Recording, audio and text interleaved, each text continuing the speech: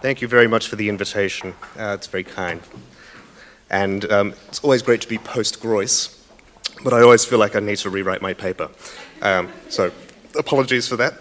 So I've called this paper Towards an Aesthetic Politics of Post-Socialism, which may well seem like a fairly standard prospect. Post-socialism is, after all, what many of us have spent many years, even whole careers, talking about, or at least around. It's largely become the social, political, and cultural condition of Central and Eastern Europe, especially after '89, to the extent that this condition and this geography are not only inseparable, but synonymous. And if your bookshelves are anything like mine, you'll have a rather large section devoted just to post-socialism as the theorization of this part of the world, with the writings of Marina Grzynic or Ales Jarovec vying for attention with books on post-socialist architecture, post-socialist politics, etc., etc., etc. So for these and many other writers, including Boris Groys just now, post-socialism is not only synonymous with Central and Eastern Europe, but with post-communism as well. Now I want to argue something slightly different here, because I think it important to assert a difference between post-socialism and post-communism. There are a number of reasons for this, not least the historical distinctions between them. On the one hand, socialism's status as a stepping stone toward communism in Marxist teleologies. On the other, the disparity between communist parties and socialist philosophies, such that communism came to refer to the political parties that governed nation-states, Russia, Yugoslavia, Romania, and so on, while socialism was instead a political philosophy that communist parties claimed, however rhetorically, to promote. Again, I would change that paragraph completely given Boris's comments just before. But I also want to emphasize here a seemingly obvious, yet nonetheless largely forgotten point, that socialism was a philosophy of great relevance beyond communist governments as well. As British theorist Peter Osborne has claimed, socialist philosophies were equally pivotal to countries and cultures west of the old Iron Curtain. Here we can think of politics opposed to capitalism and the oppression it can engender, politics that instead seek the equitable redistribution of wealth across society, and thus potentially emancipation from socio-economic subjugation. By contrast, the 1980s in the North Atlantic and other primarily Anglophone countries were largely characterized by the subjugation of socialism to neoliberal economic policies. This is the all too familiar tale of Margaret Thatcher, Ronald Reagan, the IMF, and so on. Under their political authority, socialism's tenets of state-based mediations of markets, industries, and welfare services gave way to the apparent extrication of the state from the regulation of capitalist markets, the mass privatization of state-owned industries and organizations, and rhetorical claims that a free market was equivalent to or even created a free populace. I think there's also an interesting romanticism that Boris is talking about here in relation to neoliberal politics and rhetoric. Post-socialism, I'd argue, thus refers to a condition beyond the geographical borders of countries that underwent decommunization. It refers to a period that began in the early to mid-1980s, perhaps in the 1970s as well, and was marked, and I'll use the words of political theorist Chris Hann here, by the general loss of faith in socialism as an ideological system in all parts of Europe, whether as official party politics or as an alternative to capitalism's ever-expansive colonizing intent. It's this non-localizable condition of post-socialism I want to articulate here, one that can build on various practices, artistic, art historical, curatorial, from post-communist contexts, but in relation to artists from across Europe, or indeed further afield again, rather than just a particular part of it. In other words, I think a distinction needs to be made between Europe's communist regimes and socialism as a broader international philosophy, so that a much more expansive view can be taken of the possible ramifications of socialism's apparent collapse. Yet we shouldn't disavow once more the important art histories from the late communist and post-communist periods. These remain central to thinking through what post-socialism might mean in terms of relations and influences across historical borderlines. So instead, my work has focused on a kind of a grammar, I guess, of post-socialist aesthetics that engages both local histories and international trajectories, perhaps hybrids, in ways that can perhaps respond to the networks that did exist between artists in communist Europe and those based elsewhere. So how do I understand this notion of post-socialist aesthetics? Well, two modalities stand out. The first involves the return to aesthetic precedents from relatively recent histories of what some people might call nonconformism, especially from the 1970s and 80s. So this contemporary return to nonconformist practices isn't so much to memorialize and monumentalize them so as to remobilize them within the very different context of the contemporary. At this modality's heart, then, lies a curiosity about what it might mean to retrace these histories and their legacies long after they had supposedly become the vanishing mediators between communist pasts and the so-called transition with all its inevitabilities to the neoliberalized present. Can we still see potentiality within these histories for reimagining contemporary cultural formations rather than perceiving them as obsolete, irrelevant, or fossilized?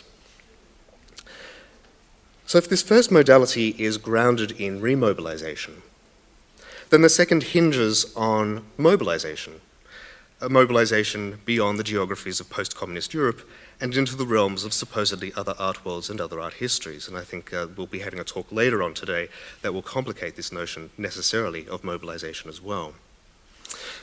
How I'm seeing it is not a conquest of these externalities. Most obviously, of course, projections of the West, a term which I think is so loose that it doesn't have any value, it's no good in any way. It is instead an attempt at dialogue or engagement with those other aspects of knowledge. So much more fragile, tenuous, open, generous form of dialogue and exchange. What interests me here is to consider how nonconformist aesthetics might function not only across time, but also across space, and whether they can engage transculturally in the sense of being both transhistorical and translocal. So how has this emerged in practice? I just want to give a few examples, each of which perhaps pinpoints different aspects of what such two-pronged post-socialist aesthetics might entail. And there are four such instances, an image that you are no doubt familiar with, perhaps a little sick of. One example being the examples of internationalization from Central and Eastern Europe, in this case bringing artists from non-post-communist contexts to post-communist contexts, as with, I think, still one of the most important artistic initiatives of the last 25 years, the 12-month Apt Art exhibition series here in Moscow in 91-2.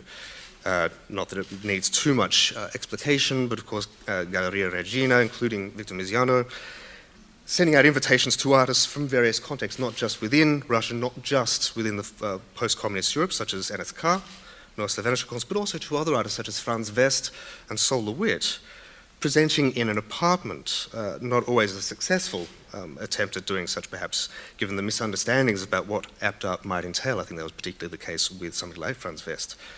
But it was nonetheless an overarching attempt to return to models of display and discussion about art, society, and so forth, during the communist period as the basis from which to reimagine art's internationalization, as the curators articulated in the invitation to the artists. So instead of fixating on, say, just NSK's involvement in this, I think it's quite interesting to look at it as a proper initiative itself and look at some of the other artists who were involved in the project. A second example of this kind of post-socialist modality might involve artists from post-communist contexts internationally mobilizing themselves and these remobilized local histories, often through performance of one kind or another. And an example of this would be perhaps Slaven Toll from Dubrovnik and a work of his called Globalizacija, which was shown in New York, the New York edition of Body in the East that Zdenka presented in Exit Art Gallery in January of 2001. For those of you who don't know the work, Toll drank a litre of Stolichnaya vodka and a litre of Jack Daniel's Tennessee whiskey during a talk presented by the philosopher Renato Salezzo. He then, of course, collapsed due to alcoholic poisoning, and through the interventions of audience members and gallery staff, this drew the performance to a close by rushing him to hospital with severe poisoning, as it turned out. He almost died. Now, on one level, apart from the sort of the obvious stupidity of the performance in some regards, but on one level, This was the withdrawal of the Central European body from representation, from signification, through and potentially against the stereotyping of that Balkan body as incapable, as self-wittingly weakened, and requiring intervention from the presumably American audience. And of course, this wasn't just in relation to globalization, as the work's title suggests, but also in the wake of wars and debates and debacles of NATO intervention in the region from which Toll came. On another level, though, this was also a mode of withdrawal through, or perhaps into, the history of past performance practices from the former Yugoslavia. And this included his own work, such as In Expectation of Willy Brandt of 1997, where he drank 2 bottles of brandy, one from Croatia, one from Bosnia, as a means of destabilization and disintegration of the body during the wars of the 1990s. You'd think he'd remember the first time.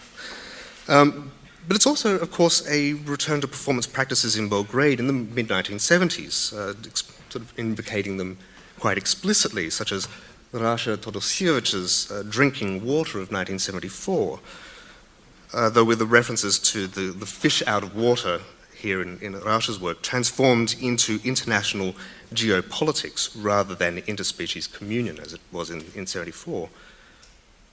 And perhaps less directly, of course, Marina Abramovic's well-known Rhythm 5, also of 74, and the withdrawal of her body from within politicized signification of the 5-pointed star through acts of audience participation and intervention that itself drew the performance to a close. So with Toll's work, there's a kind of remobilization of these past practices that have been mobilized from the former Yugoslavia to New York as a means to put pressure on significations of both the body and the roles of participation and intervention in art. And of course, we can remember here the strong focus on the democratizing potential of participatory art in the late 1990s, early 2000s, as well as thinking about the broader frames of international geopolitics at the time.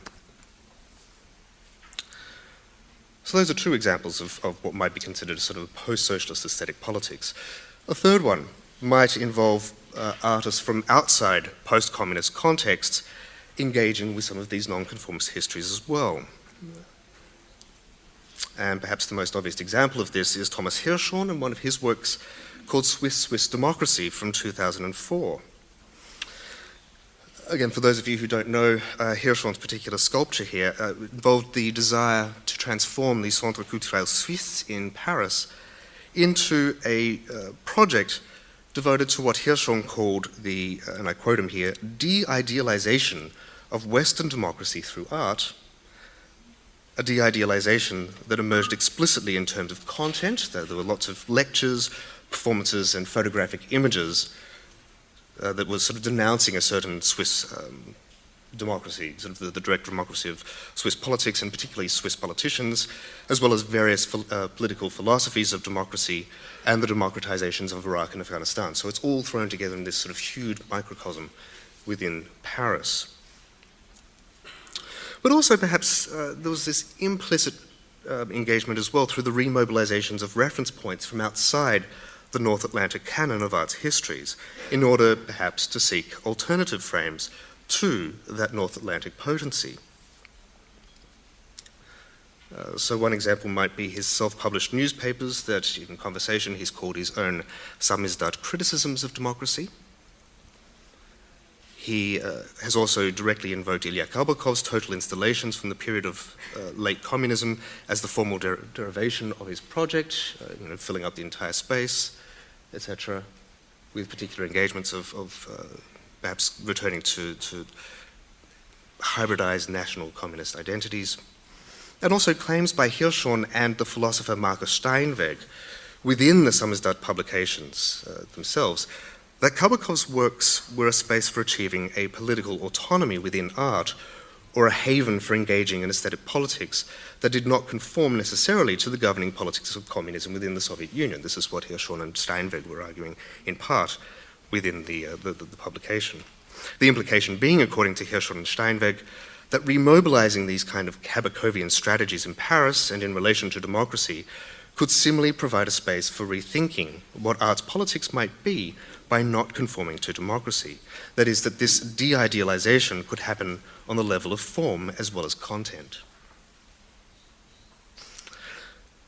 And very briefly as well, I don't think we can ignore those artists outside post-communist Europe who've engaged similar remobilizations of socialist histories that also derive from outside post-communist contexts. So instead of just looking within post-communist Europe, is thinking about how socialism functioned during the 20th century outside post-communist Europe by artists who also perhaps come from contexts outside post-communist Europe. One can think perhaps explicitly of the Otolith group and their frequent conjunctions or contiguities in their work between the partially abandoned desires of Indian socialism and fictions about travelling to outer space, for instance. This is some stills from Otolith 1. So they're very curious narratives drawing post-socialism into the extraterrestrial, actually, rather than just the geographical, so as to reimagine the form of the film essay. Or, to an extent, not just within art, but the developing focus in exhibition and curatorial studies on the swathe of biennials across the belt of socialist, non-aligned countries at the height of third world politics from the 1950s to the mid-1980s. We're seeing this in Medellin in Colombia, in Alexandria in Egypt, in Delhi, in Sao Paulo, in the desire to reflect upon or to reinvigorate, sometimes to resurrect, the largely forgotten impetus behind the development of these biennials during the Cold War. At the heart of this phenomenon is concern for the politics, albeit rarely the aesthetics, of these biennials, instigated by non-aligned, often socialist, sometimes decolonizing states, from Nehruvian India to Tito's Yugoslavia and Nasser's Egypt.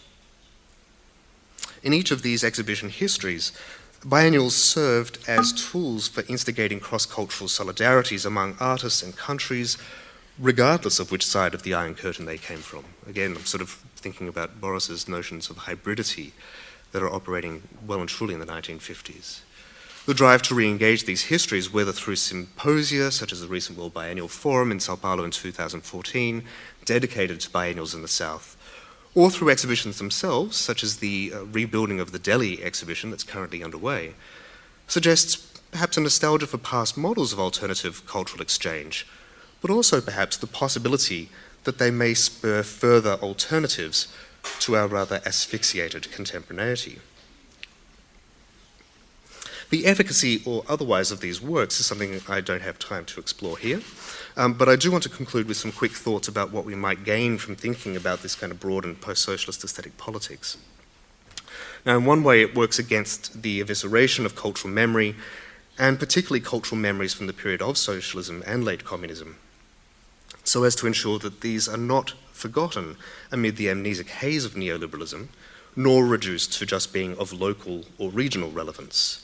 It pinpoints, I think, specific differences between communism under the party and philosophies of socialism, and therefore different prospects between localized post-communism and broader concerns of post-socialism. In another way, especially as it relates to art and artists from Europe, post-socialism reminds us that the charge of art's histories does not simply function from west to east, or indeed from east to west.